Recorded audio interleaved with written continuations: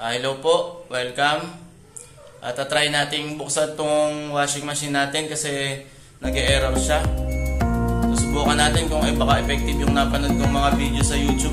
Baka sakaling gumana para di na tayo tumawag ng technician. Try nating buksan. Ayan, buksan natin.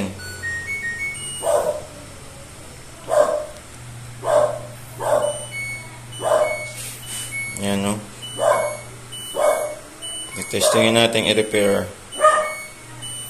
Napanood ako sa YouTube susubukan natin.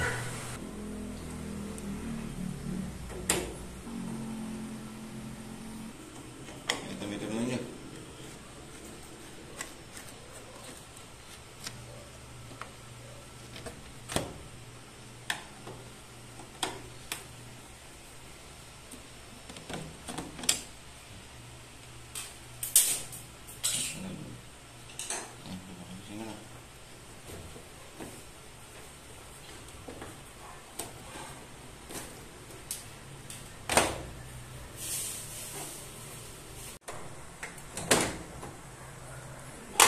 Nabaklas na. Ayan, pakita ko sa inyo yung loob. Sabi sa YouTube, ito daw yung nasisira. Kailangan linisin. Kaya lang, ito palang amin. Yan yung sira. Putol. Oh. Ba? Ano? Kinagat ng mabait.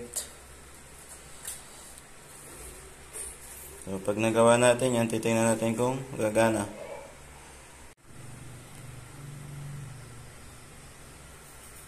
Yan. Ito yung naputol. Tatlong wire. Kulay white, violet, at saka orange. So, tatry kong idugtong. Yan, ito yung mga wire. Nagkaputol-putol. Sana ito lang yung sira, idudugtong ko lang. Yun, ito. Gagamitan na lang natin ng ibang wire. Ito yung pressure switch na yung nakikipapanood ko sa YouTube. Natin to. Yan, no. Ito yung mga putol. Tatry kong idugtong. Pag madudugtong siya, swerte. Yan, so naidugtong na natin. Lapit mo dito. Ayan, yung naputol ng daga. Ginamitan ko lang siya ng speaker wire, improvise. Wala kasi kaming wire na kagaya nung naputol. Testingin natin to. First trial.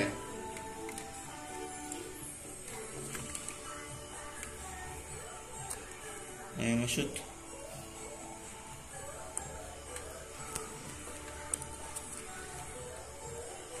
Ayan. Ayan. Ay, testing.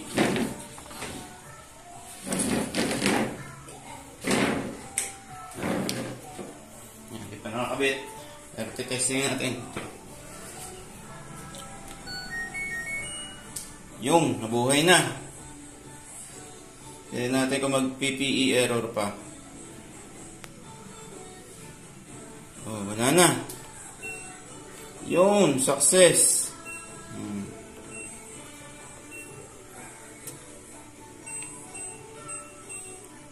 Yun. Start natin. Okay, gawa na. So, kinain lang pala ng daga.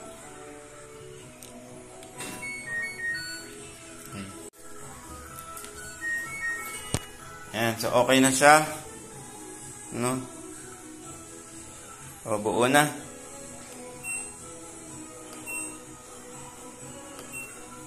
Kinain lang pala ng daga dito. Ayan, o. Binakba ko lang yung likod niya tapos tinugtong lang. Ayan, o. Okay na siya. Hindi na kailangan ng technician. Nadali ng DIY. Okay. Bukas naman, susubukan nating linisin. Para isang baklasan na lang, mabakbak yung kanyang drum. Tapos ang dumi-dumi na rin ito, oh. Yung kaanuhan ng tubig niya. Ayan. Ayan, oh. Yak. Oh. 2019 pa yata. Ayan, oh. 2019 to na purchase. Bali 4 years na. Ayan naman, oh. Wow. Lilinisin natin bukas. Ay, salamat sa panonood. Bye-bye.